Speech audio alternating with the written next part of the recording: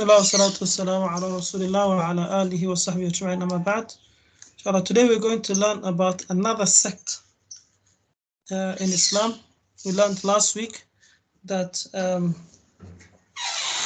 Muslims got divided into 73 sects, and only one of them will go to paradise, and they're the ones who follow Muhammad sallallahu alayhi wasallam, follow the Quran and Sunnah, and follow Muhammad, who are upon what Muhammad sallallahu alayhi wasallam was upon.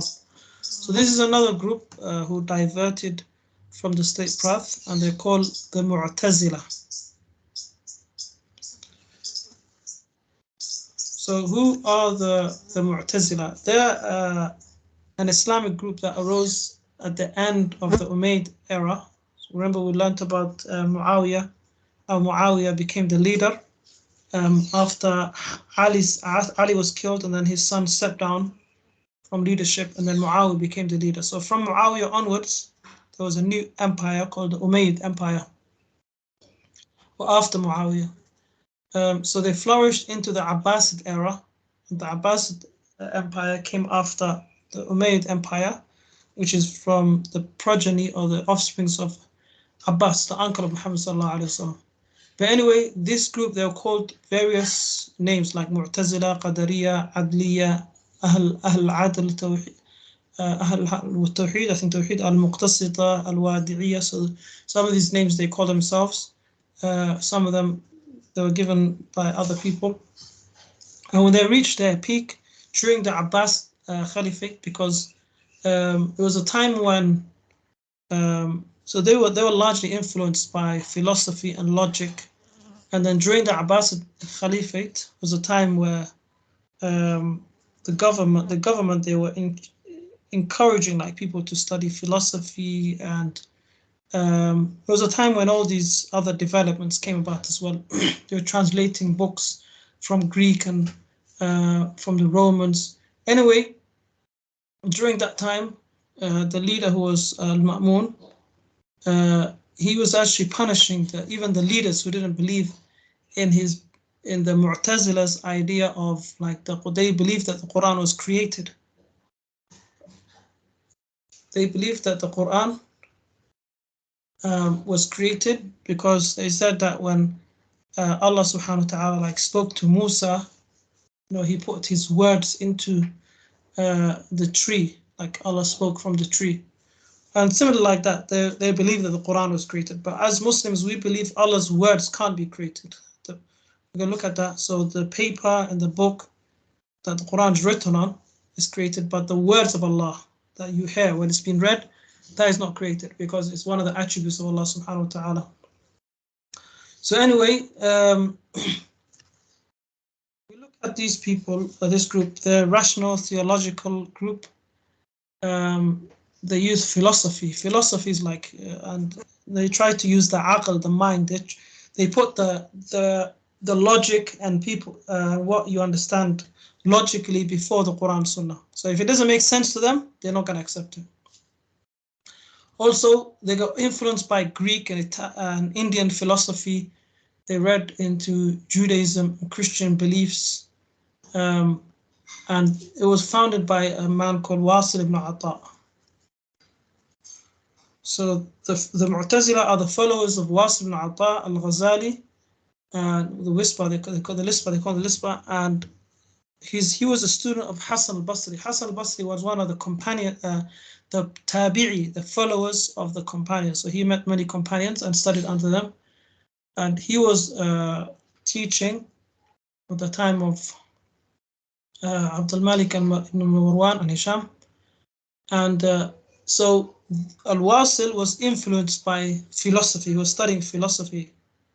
So what happened was, one day while he was sitting with Hassan al-Basri, and he was learning from him, a man came. So a man said, it says, that's when a man entered and came to Hassan al-Basri and said, "Oh, Imam of the religion, a group has appeared. They declare takfir on the people who commit major sins." That's the group we learned about, the Khawarij. So anybody who commits the major sins, they see him as a kafir. Okay? They take him out from the religion. They're the Khawarij. Then there's another group who defer the people of major sins.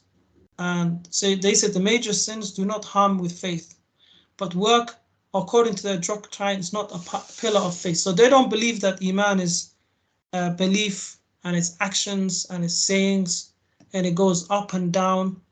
You know, if you commit sins and if you do good deeds, they just believe that Iman is in your heart. Even if you do major sins, it's not affected. They're called the Murji'ah. Okay, so these two groups came about, and it was after the battles that happened as well. These groups were starting to appear. The battles between the Sahaba. So some stories they say that Hassan al-Basri answered, and some say that Al-Wasil, interrupted him. But anyway, it says these two groups, these groups. So what do we believe? The man says, so what do we believe? So how do we judge this matter? So Hassan al-Basri said, if a person commits a major sin, he's a believer, but he's also disobedient. He's a fasiq. Wasil interrupted him and said, or some say he spoke before Hassan al-Basri. He said, I don't say that one who commits a major sin is an absolute believer and not an absolute unbeliever. So he said it's between the two. Remember the first group, they said if he commits a major sin, he's a kafir. This group and the other group, the other extreme, they said nothing happens to him, like he's still a believer even if he commits major sin, and it doesn't harm him. So this group, they tried to be in the middle, and they said he's not a believer and he's not a disbeliever, he's in the middle. Okay, so Wasil then retired to the side of the mosque in a pillar and he started spreading his ideology. And then Hassan al-Basri said, "I'tazala anna al-Wasil." Wasil made his own group and he separated. That's when they were called Muatazillah. Okay, what do these people believe? They only believe in one, like characteristics of Allah, that Allah is eternal. That's it, and like He has knowledge and power. They don't believe in any attributes of Allah. Okay, they don't believe in the attributes of Allah. It's a bit like they got influenced by Christianity as well. It's like they're saying if you give Allah other attributes, it's like you're saying there's other gods. Okay, so they accept all the attributes of Allah and they interpret them. Okay, so for example, also they don't believe that you are able to see Allah. Even in Jannah or in the next life, they believe you will not be able to see Allah at all. Although the Quran says, وجوه يومئذ ناظرة إلى ربها ناظرة. وجوه يومئذ ناظرة إلى ربها ناظرة. We already learned about this. Also, they believed. Can you all hear me?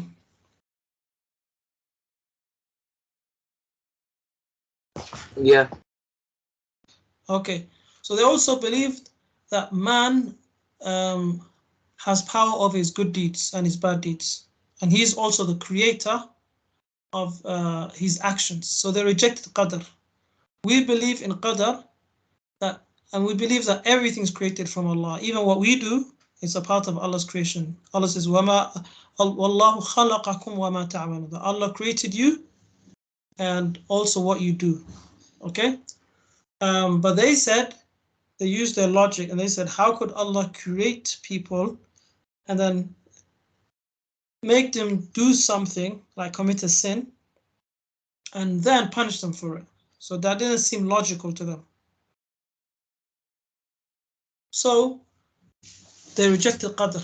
So they couldn't differentiate between two things. One is that, so if you say that a person creates his own actions, so doesn't that mean there's two creators then? Yeah? And doesn't that mean, for example, that Allah doesn't have control over what they do? Do you understand? So this is where they went wrong. But we believe that human beings have a free will, okay? But at the end of the day, Allah willed it. He allows it to happen. And it's all part of His creation. Because Allah says be and it becomes. So Allah is just. So for example, Allah gave people the will to do good or bad, but He sent them prophets. and he sent them the messages, and he told them whoever follows this will go to Jannah, whoever follows go to hellfire. So Qadr is quite clear, but they were trying to use logic to understand Qadr, and this is where they got misled. Also, they even went to extent where they said Allah could only do good. So, for example, earthquakes or natural disasters and all of that, they're saying it can't be from Allah. But we're saying it is caused by people's actions or whatever, but at the end of the day, Allah willed it. They're saying no, it can't be. Allah would not will evil. But we will say Allah can cause, Allah, if He wants, He can cause evil to happen, but He wants the outcome. It's not the evil, He wants the outcome that He wants. Okay, so for example, they said also the person who commits a major sin will be in hellfire forever, just like the Khawarij, but they said he will have a lesser punishment than the non-Muslims. He will be in the middle. They rejected the attributes of Allah. They said the Quran is created. So this is also a problem because they're trying to understand. They're saying how could it be separate from Allah and be not created? So it's like they're trying to say, oh, there's two gods if you say the Quran is not created. So for example, when you speak, your words, they are part of you. Yeah. And just like Allah subhanahu wa ta'ala's words are from Allah subhanahu wa ta'ala. So it's not created. So this caused a big problem with them. We don't even need to, there's certain things you don't need to think about them logically, you just accept them as they are. But when you start to use logic, it gets confusing. So that's why they're getting confused. Also, they said, like, you would have to, before revelation, people should have known what is good and bad, and they should be judged on that. But we say, no, Allah is not going to punish people before He sends the Quran or sends a revelation or sends a messenger. So they will use it. They said the logic comes before the Quran and Sunnah. Do you understand? Also, they denied that Allah subhanahu wa ta'ala is above His throne. Since they denied all the attributes of Allah, they interpret it. So for example, Allah says, Ar-Rahmanu ala al-arsh istawa. Allah is above, the most merciful is on the throne established. This is how they translate it. That's wrong. So it should be Ar-Rahmanu ala al-arsh istawa, that Allah is above His throne. Above. So they will, exactly, the problem is, you see in this translation, it says the most merciful on the throne is established. Okay, so they said istawla, which means established. And they don't want to say He's above His throne. You understand? So they will interpret all of Allah's attributes. He's above His throne, that Allah subhanahu wa ta'ala, for example, gets angry.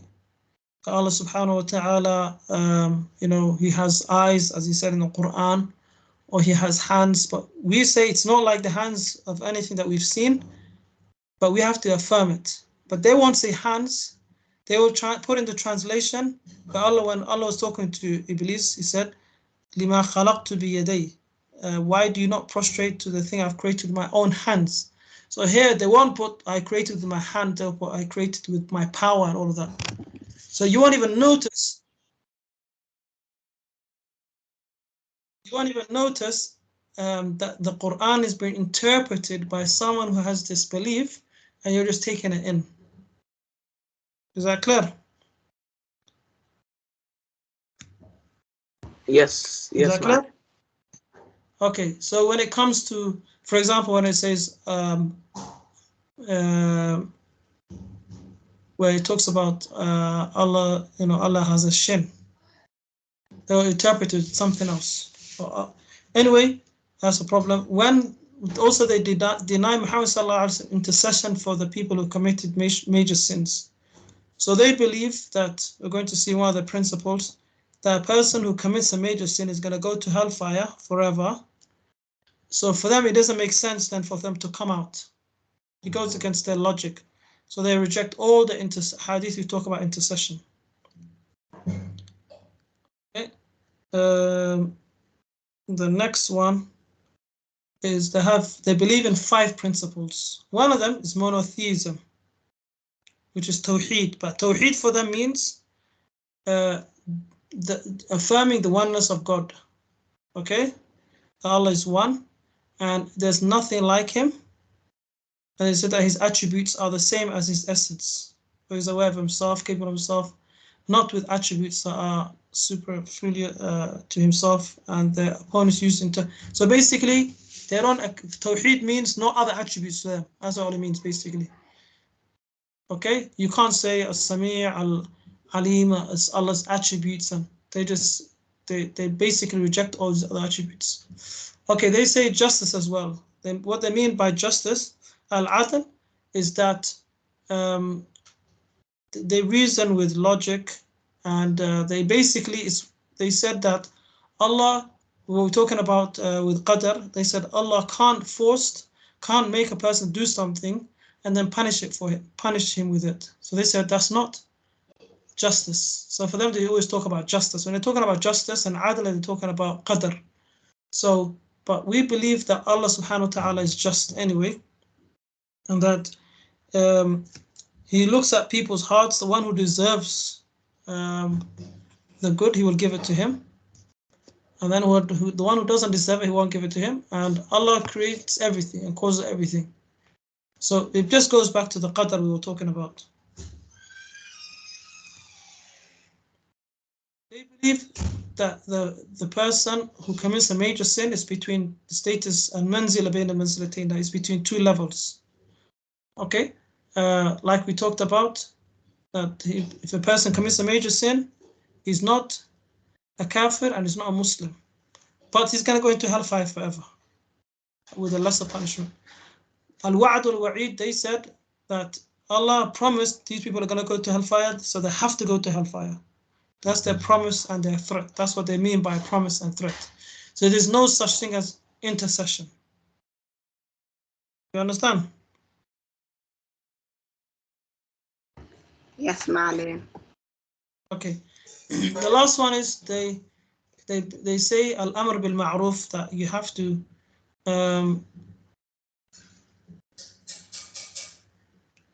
so basically here al-amr in joining good and forbidding evil, also, which is a part of the Aqidah al-Sunnah al-Jama'ah, but here is also you have to apply their principle of, the people have committed major sins even to the rulers, to say even the rulers, it applies to them as well. So generally, these are the 5 principles that they have, and most importantly, where we completely differ is that we believe the person who's committed major sin, he's going to go in hellfire, but he will come out one day if he dies on it. But they believe if he commits a major sin, he will go to hellfire forever. Okay, so why is this relevant? I'll show you why it's relevant. If you just go to you might read tafsir of the Quran, and then when it comes to Ar-Rahman Ar-Rahmanu al-Arsh istawa, they would say something else. They would you just take a translation as it is without noticing that it's wrong. Okay, is that clear? So even this translation now. How many of you have used Quran.com? Not me. So even when you're using the translation, you have to make sure you're using the correct you have to make sure you don't take it literally. Basically, you have to double check that is right.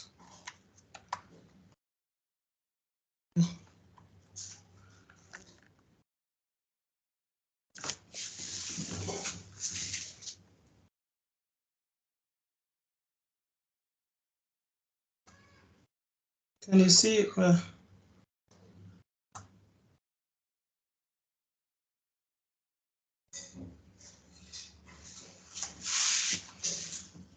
you have any questions?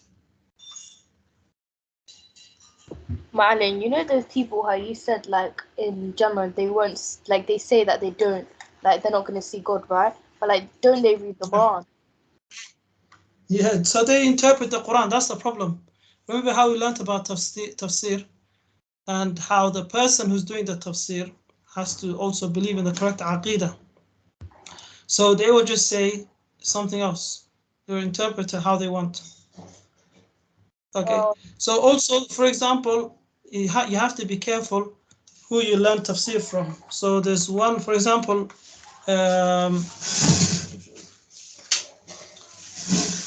you guys, for example, might even watch Nu'man Ali Khan, who does tafsir, but he takes tafsir from a sheikh called Az-Zamakhshari, who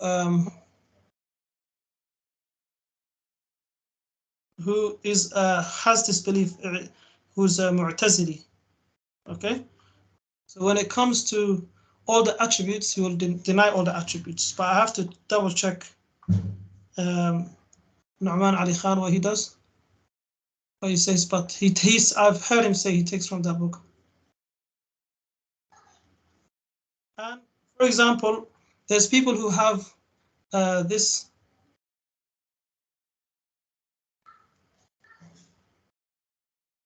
Either, for example, they will try to reinterpret the Quran.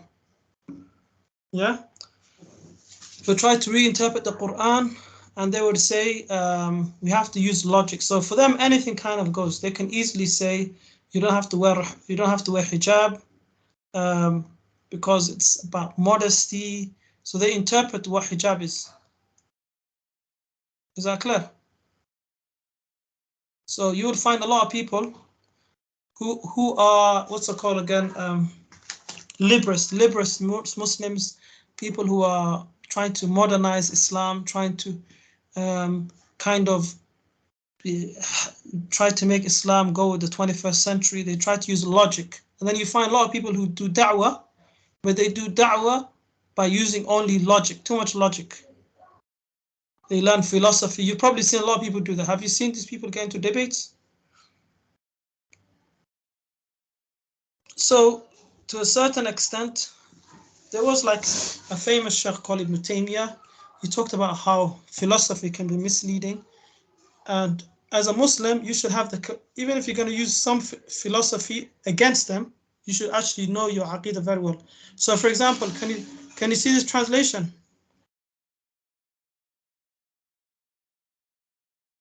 Can you see the translation?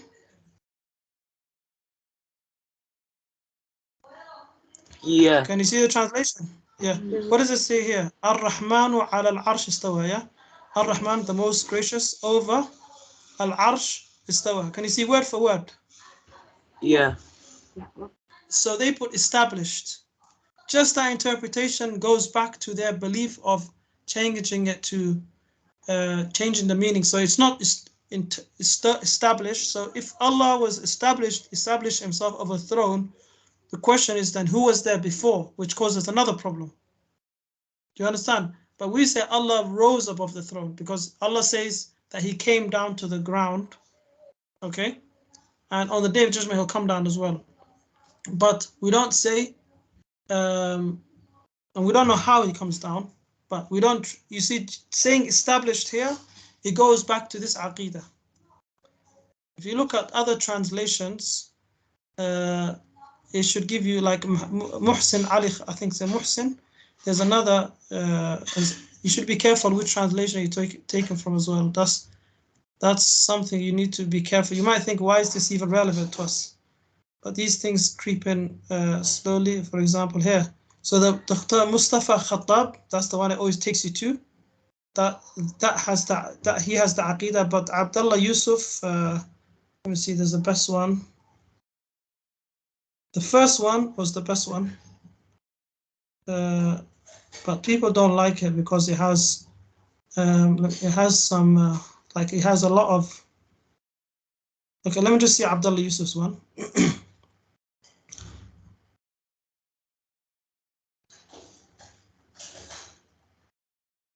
Okay, you can compare. Sorry, I think the lesson's finished now. Where is it? Yeah, actually, this one they put established as well. So they didn't even put the correct translation, the correct interpretation. Wallahu alam. Anyway, what did you learn from this lesson? I learned that these people believe that they won't see Allah in Jannah. Ma'alan, I learned Okay. how to say one in Arabic. Ma'alin, Okay. I learned the translation from the Surah Ar-Rahman. Okay, good. Alan, I learned that these Muslims don't believe in Qadar and that they believe in that they control their own life. Okay. Khair, inshallah. Is that everybody? Ma'alan, I learned that these people, they deny Allah's attributes.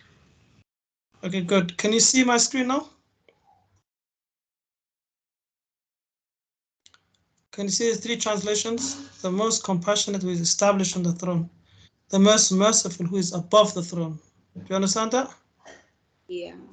So you see, just that above his throne is the correct translation. So you have to even look when you're looking at these translations that they don't interpret Allah's names. Wallahu a'lam, and his attributes. We'll continue next week, inshallah. Jazakumullah khair.